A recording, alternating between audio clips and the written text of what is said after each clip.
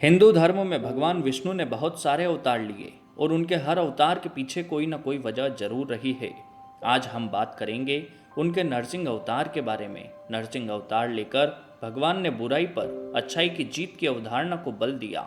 भगवान ने यह अवतार केवल हिरण्यकश्यप को मारने और प्रहलाद की रक्षा करने के लिए लिया था। इस अवतार में भगवान विष्णु आधे नर और आधे सिंह के रूप में प्रकट हुए थे।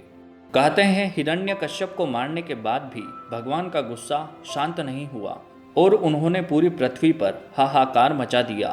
किसी देव में भी हिम्मत नहीं थी कि भगवान के क्रोध को शांत कर सके, लेकिन फिर भोलेनाथ ने एक युक्ति से भगवान के क्रोध को शांत करवाया था। तो चलिए जानते हैं इसके पीछे की कथा के बारे में। पौराणिक कथा के अनुसार जब हिरण्यकश्यप ने कठोर तप करके ब्रह्मा जी से वरदान प्राप्त किया था, वे न कभी मनुष्य से मरे न जीव से, न वे धरती पर मरे न आकाश पर, न किसी अस्त्र से न किसी शस्त्र से, न दिन में न रात में, न बाहर मरे न अंदर मरे। ये वरदान प्राप्त करने के बाद अपने आप को तीनों लोकों का स्वामी समझने लगा। उसने सबको यह बोल दिया कि विष्णु भक्ति छोड़कर केवल उसी का नाम जपा जाए। कुछ समय बाद जब उसके घर प्रहलाद का जन्म हुआ तो वह भगवान विष्णु का परम भक्त हुआ।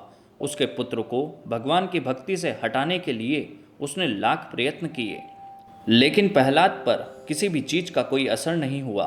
फिर एक दिन जब प्रहलाद ने उससे कहा कि भगवान सर्वत्र व्याप्त हैं, तो हिरण्यकश्यप ने उसे चुनौती देते हुए कहा कि अगर तुम्हारे भगवान सब जगह हैं तो इस स्तंभ में क्यों नहीं दिखते। यह कहते हुए उसने अपने राजमहल के उस स्तंभ पर प्रहार कर दिया।